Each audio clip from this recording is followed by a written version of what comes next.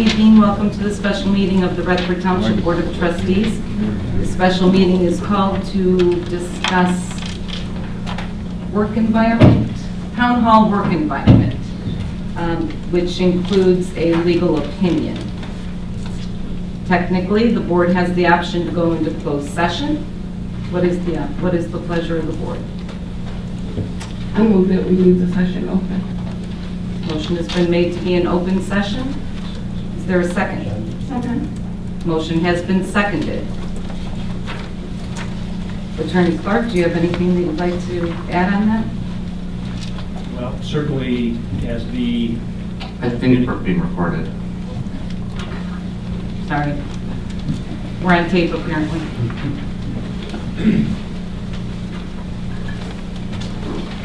Good evening. Certainly in regards to the allegations as the subject matter, you would have the option to go into closed session pursuant to the open meeting act. Besides that, the report would be discussed in public session. To the chair. Trustee Bonner?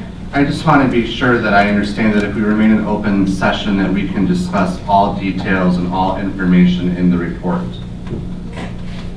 Certainly. Well, And we do not open ourselves up to risk of lawsuit from those whose names are contained within the report by doing so. No. okay. If this report had been prepared by Don Wood, it would be subject to FOIA right now. Okay. Okay, so the fact that it involves complaints regarding certain conduct, the fact that there was an investigation done that included interviews and conclusions, doesn't somehow make it a confidential document. The only confidentiality that exists at this point is the fact that it was done through the attorney-client privilege. So if the board wants to discuss it in open session, it certainly has the option to do that. Whether someone's going to go file a lawsuit, I can't control that. Okay, I have no idea whether they're going to or not. But certainly the board, through the Open Meetings Act, has the ability to discuss this in open session. The board's other option is it could simply vote to release the opinion, waive the privilege. That's another option. The third option is to discuss it in closed session. And as I indicated, because the supervisor is involved through the OMA, she has the right to request that it be discussed in closed session. To the chair. Trustee Jackson? I am in favor of talking about the information in the report, but I'm not in favor of using any of the victims' names. I'm okay with talking about the acts, but not the person's names. So I'm okay with going into closed session just so we can talk about the do's and don'ts of what we should or should not talk about. So I'm okay with the closed session for that purpose, but any decisions I do want made in the open so that the public can hear what's going on. Certainly any decisions would have to be in public session. So I understand that point. If the opinion were to be released pursuant to a waiver of the attorney-client privilege, at that point it becomes subject to FOIA. FOIA has its own stated exemptions and things that at that point are applied to it. So, arguably some of the information could be redacted or could be withheld because of issues of confidentiality, things like that. And I'd have to look at that statute versus the report to make that determination. But just because there's a waiver doesn't mean the whole thing goes out. It then becomes subject to FOIA. And as I said, FOIA has its own list of exemptions and things. Mr. Clark, during the course of the investigative questioning, were any people provided the opportunity to have their names withheld, or? I brought in Mr. Succottime to handle the investigation. So, in fact, he and I just met 10 minutes ago upstairs in Don's office. So, Mr. Succottime, did I pronounce that correctly?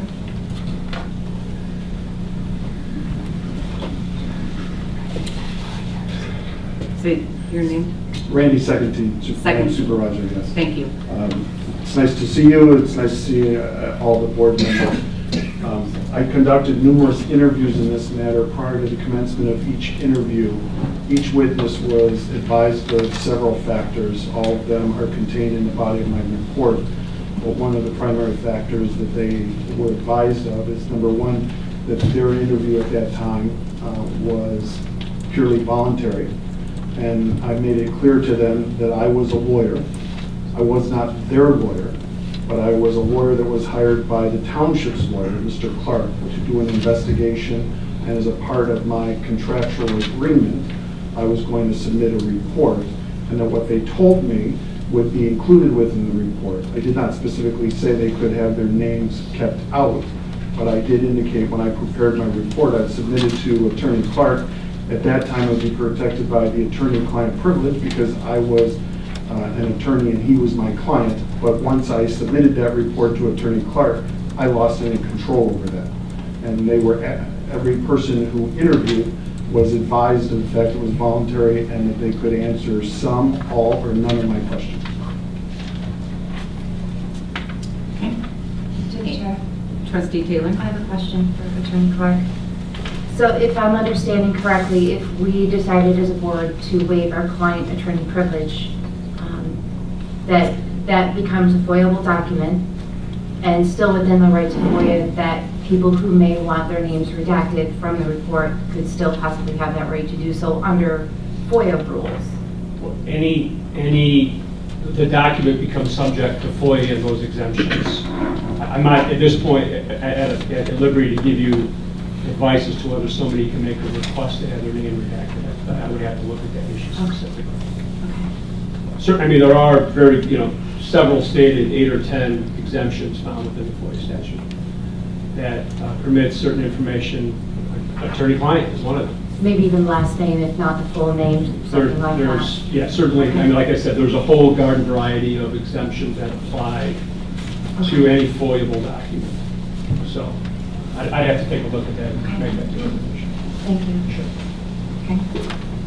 So the final question I have for you is that since I was the subject of the investigation, I have the right to ask to go into closed session, is that correct? So be it. I would like to go into closed session first.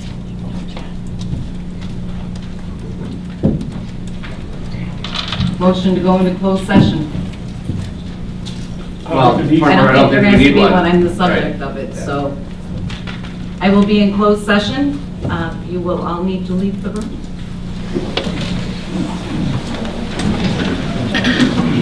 Cam Bailey, you will need to take your cameras. We can't pass a resolution that violates state law, right? So the resolution, to the extent possible, information which is of a confidential nature and is subject to FOIA will be properly dealt with either through redaction or otherwise. So is there a better way to word the motion so as to include any FOIA No, laws? I think the motion is fine. I think with just a caveat that before the board votes, that it understands that ultimately is the state law that will dictate this. That FOIA may force us to disclose those names. Potentially. I don't May. think so, but You don't think so, but may. Okay. And the redactable names, is that by request of the person, or would that be all names redacted, or would the subject of the report also be able to request the name, their name to be redacted, so nobody will even know who the subject of the report is? Does the individual get to choose whether or not they want their name redacted, or is it an all or nothing under FOIA? I just cannot, Okay. that's just not something on the fly I Okay. can give you an answer to. So I think the clean way is to release the report subject to the mandates or exemptions under FOIA, period. Thank you. And that way, then, that's what it is. With names, as Mr. Secondine said, there are some who specifically said they do not want to be identified, correct? Yeah, but I don't know if that's, again, I don't know if that's something that is legally something we can do. All right. So the motion has been made to waive attorney-client privilege, to redact to the extent. No, we have to go with the Redaction. original motion. With the original to motion. Waive attorney-client privilege based on the FOIA laws as written. We can stipulate to what can be redacted or not. State statutes. But, I second the original motion. but To the chair, trustee Bonner. well, my only concern is that I understand what Attorney Clark is saying. I understand what it is that we're trying to do, but do we not have the ability then to find out before we make this decision as to what would the report look like after FOIA? I guess is my question, because if he finds out after FOIA that the report is going to include all of the names and identities and whatnot, is everyone still comfortable with that? Yes, Yes. it's a report. It has to be made public. Everybody, yes, everybody knew who they were interviewed, that the information would be made public, that was a possibility. I will give my sincerest apologies to those that don't, but if you're given a choice of not giving anything to the public or giving them everything, it's really not a choice. So before we went into closed session, I indicated that this was a charge against me. I have already waived my rights to say that this investigation is about me. So if that's the part that you're trying to keep in there, it's already in there.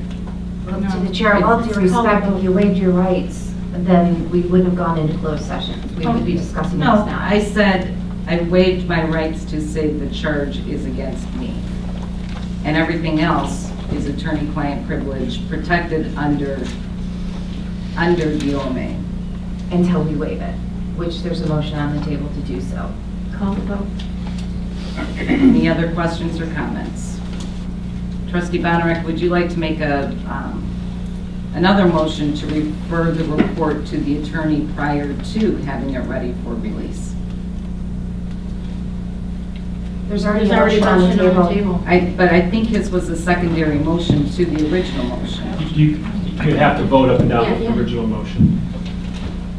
That's a completely different motion. So you have to vote up and down the original, and that fails, then you can make a second motion. I could come up with a way to amend the first motion. We could move to amend the motion to waive our attorney-client privilege subject to FOIA pending review by our attorney and disclosure to the board before it is released to the public. I respectfully decline No. your amendment. The original motion stands. The motion is to, repeat it for me, Trustee Taylor? Motion to waive attorney-client privilege, making the document public, subject to FOIA laws. The motion is seconded by Treasurer Kavanaugh, is that correct? Correct. Very good. Any other questions or comments? Roll call vote, please. Oh, I guess that'll be me. Trustee Bonarek? No. Trustee Taylor? Yes. Treasurer Kavanaugh? Yes. Trustee Kangas? Yes. Trustee Jackson? Yes.